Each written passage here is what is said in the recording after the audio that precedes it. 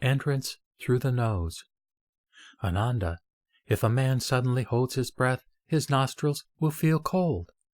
Because of this feeling, he can distinguish clearance or ventilation from obstruction or suffocation, and emptiness from fullness, and can smell fragrant and offensive odors.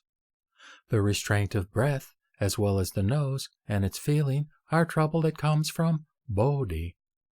Since feeling arises between the two false conditions of clearance and obstruction, sensations are drawn into alias perception, which is called smell. This smell has no substance independent of clearance and obstruction.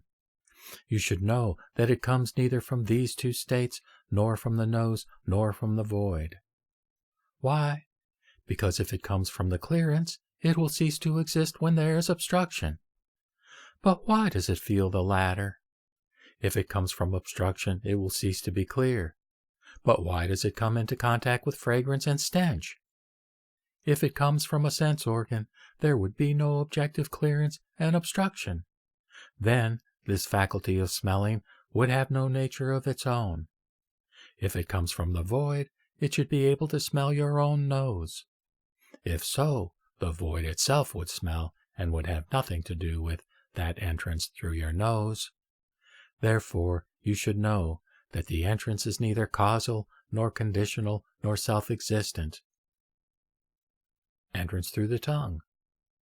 Ananda, if, for instance, a man licks his lips again and again, he will have trouble with his sense of taste.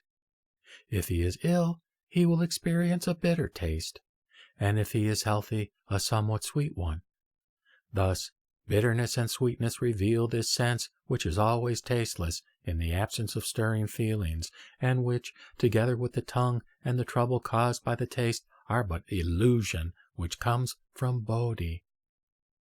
This illusion is due to false externals such as bitterness and sweetness, and is drawn into alias perception, which is called taste.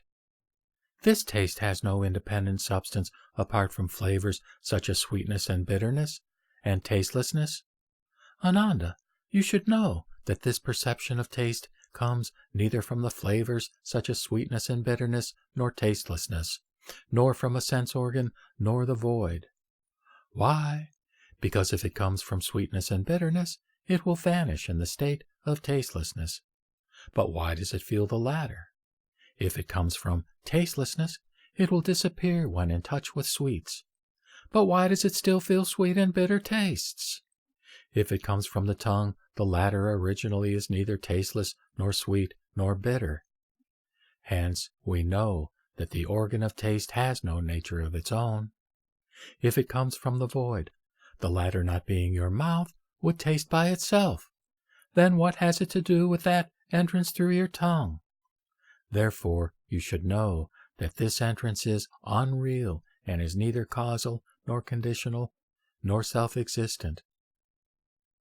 Entrance through the body. Ananda, for instance, when a man touches his warm hand with his cold one, if the coldness exceeds the warmth hand will become cold.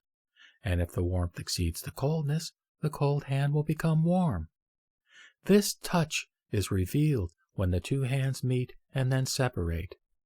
This contact causes the feeling of touch, which, together with his body and the illusion experienced, are but trouble which comes from bodhi.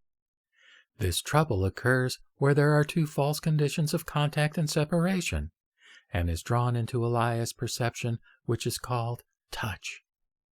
This touch has no independent nature apart from contact and separation, and from pleasant and disagreeable conditions. Ananda, you should know that this perception of touch comes neither from contact nor separation, nor from pleasant nor disagreeable conditions, nor from a sense organ nor the void. Why? Because if it comes from contact, it should vanish in the state of separation. But why does it feel the latter? It is the same with pleasant and disagreeable conditions.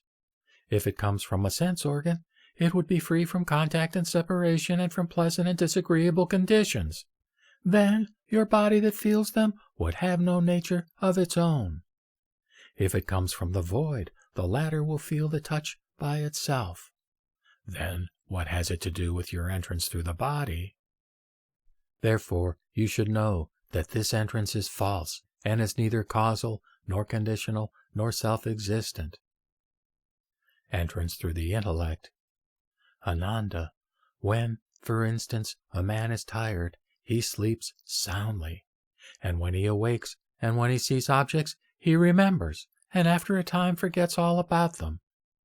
This is the inverted condition of birth, stay, change, and death, which is continuously drawn into the inner intellect. Hence the organ of manas, which, together with the intellect and the trouble experienced, are an illness arising in bodhi. This illness comes from perceiving the two false conditions of birth and death, a perception which covers all inner data that cannot be reached by seeing and hearing. Hence it is called knowing.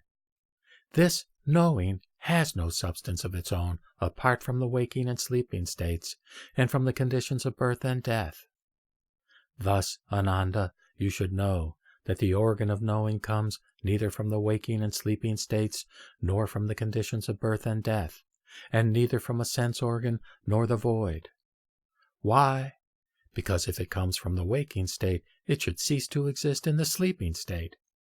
Then why does one sleep? If it comes from birth, it should be void at death. Then who will die? If it comes from death, it would cease at birth. Then who is living? If it comes from a sense organ, then, while the body experiences the two states of waking and sleeping, the knowing has no nature of its own apart from these two states, and will be like a flower in the sky. If it comes from the void, the latter will know everything and will have nothing to do with your entrance through the intellect.